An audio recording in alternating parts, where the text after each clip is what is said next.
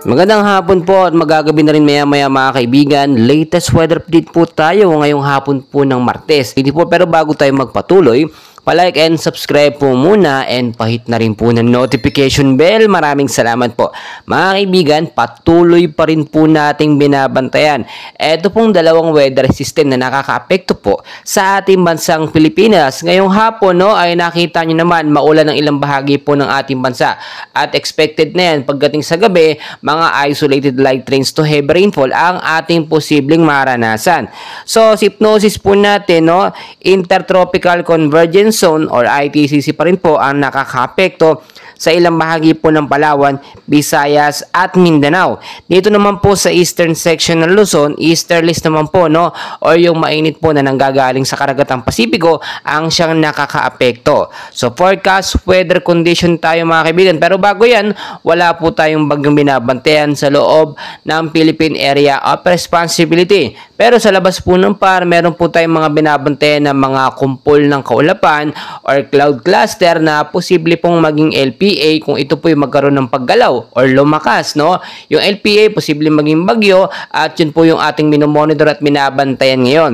So, ito po yung ating forecast weather condition, yung mga lugar po na apektado ng easterlies at ng ITCC. Sa area po ng Mimaropa, Western Visayas, Zamboanga Peninsula, Negros Oriental, Basilan, Sulu at Tawi-Tawi, maulap po na panahon sa mga lugar na yan ang mararanasan ngayong hapon at posibleng hanggang bukas po ng umaga. Mga isolated light rains din ang ating babantayan sa aking lugar na mga nabanggit. Dulot po yan or sanhi nitong ITCC.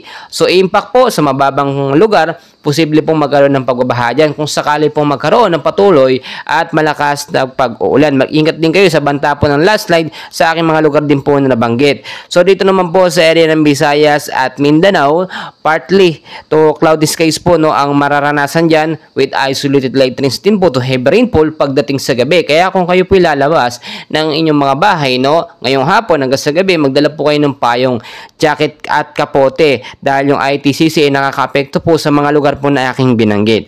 Sa area naman po mga kaibigan ng Bicol Region, Quezon, Aurora, Isabela at Cagayan, maulap din po na panahon ang mararanasan dyan with isolated light rains din po to heavy rainfall pagdating po sa gabi.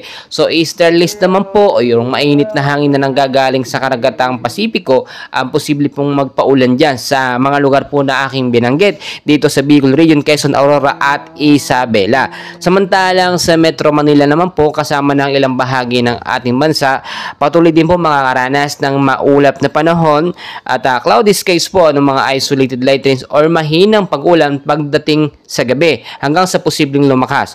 Dulot naman po yan ng mga localized thunderstorm na minsan nagbibigay ng biglaang pag-ulan na bugso po mga kaibigan. So maging handa tayo at dahil nga po nasa rainy season tayo, ugaliin po magdala ng payong, jacket, kapote, panlaban po yan sa banta or sama ng panahon. So mga kaibigan, kahit walang bagyo, always know the weather before you go para safe at handa po tayo lagi sa anumang banta ng panahon.